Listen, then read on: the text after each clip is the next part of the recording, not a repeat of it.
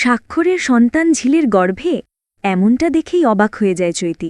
হ্যাঁ বন্ধুরা, ভোলে বাবা পার কারাইগা সিরিয়ালের আগামী পর্বে দেখা যাবে এমনই এক টানটান উত্তেজনাপূর্ণ দৃশ্য।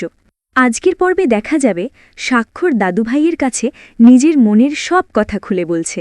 সে স্পষ্ট জানায় জীবনের এই পর্যায়ে এসে সে বুঝতে পেরেছে ঝিলকে ছাড়া বেঁচে থাকা তার পক্ষে অসম্ভব।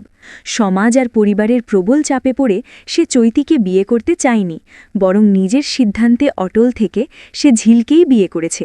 এই সিদ্ধান্ত যদি কারো চোখে অপরাধ মনে হয় তবে সে তা মাথা পেতে নিতেও রাজি, তবে নিজের বিবেকের কাছে সে বিন্দুমাত্র অপরাধী নয়। ঝিল আর তাদের অনাগত সন্তানকে নিয়ে সে এক নতুন সংসার গড়ার স্বপ্ন দেখছে। ভবিষ্যৎ কী হবে তা নিয়ে এখনই ভেবে সে পিছু হতে রাজি নয়। যদি কপালে দুঃখ থাকে তবে তা নিয়তি বলেই মেনে নেবে সে। এরপর ঋষভ সবাইকে বাড়ির ভেতরে নিয়ে যাওয়ার ব্যবস্থা করে, তবে সে সবাইকে মনে করিয়ে দেয় যে ঝিলের সামনের দিনগুলো মোটেও সহজ হবে না। প্রতিটি পদে তাকে মানিয়ে নিতে হবে, আর পরিবারের সবার উচিত হবে ঝিলের অনুভূতির প্রতি একটু সহানুভূতিশীল থাকা। ঝিল যখন তার মাকে বিদায় জানাতে যায়, মা তাকে ভালো থাকার আশীর্বাদ করেন, কিন্তু স্বাক্ষরের মা তাতেও কটাক্ষ করতে ছাড়েন না। তিনি তিক্ত স্বরে বলেন, আমরা কি ঝিলকে কষ্ট দেওয়ার জন্য এখানে রেখেছি?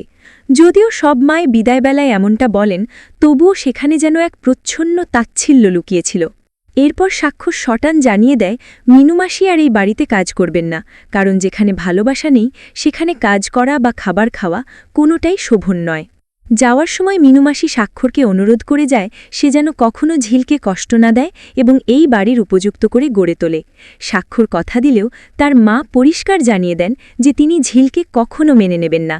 ঝিল যেন ভুলেও তাকে মা বলে না ডাকে কিংবা তার ধারে কাছেও না আসে। বাড়ির অন্য সদস্যরাও একই রকম বিরূপ মনোভাব দেখান। শত বিতর্কের মাঝেও শেষমেশ ঝিলকে বরণ করে নেওয়ার সিদ্ধান্ত হয়। অনিচ্ছা সত্ত্বেও সবাই তাতে সায় দেয়। অবশেষে দুধ হালতার থালায় পা রেখে ঝিল এই বাড়িতে প্রবেশ করে। স্বাক্ষর তাকে অভয় দিয়ে বলে আজ কেউ তাকে সম্মান না দিলেও এমন একদিন আসবে যখন বাড়ির সবাই তাকে মাথায় করে রাখবে। ভেতরে ঢোকার সময় ঝিল হঠাৎ হোঁচট খেলে স্বাক্ষর দ্রুত তার হাত ধরে ফেলে। এই দৃশ্য দেখে সুদর্শনা স্বাক্ষরকে মনে করিয়ে দেয় সে যেন আজীবন ঝিলের পাশে থাকে, কারণ স্বামীর সমর্থন থাকলে একজন নারী দুনিয়ার যে কোনো যুদ্ধের মোকাবিলা করতে পারে। স্বাক্ষরও দৃঢ়ভাবে জানায় সে আজীবন ঝিলকে আগলে রাখবে।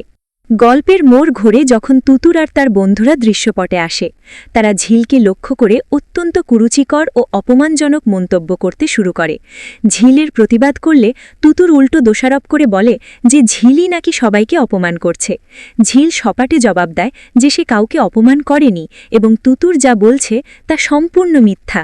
কিন্তু তুতুর থামে না, সে চৈতিকে বাদ দিয়ে ঝিলকে বেছে নেওয়ার পেছনে নোংরা ইঙ্গিত দিতে থাকে। ক্ষুব্ধ ঝিল তখন তুতুরকে থামিয়ে দিয়ে পরিষ্কার জানিয়ে দেয় যে এ ধরনের অপমান সে আর মুখ বুজে সহ্য করবে না। এভাবেই আজকের পর্বে আবেগ, উত্তেজনা আর পারিবারিক সংঘাত এক চরম পর্যায়ে পৌঁছায়।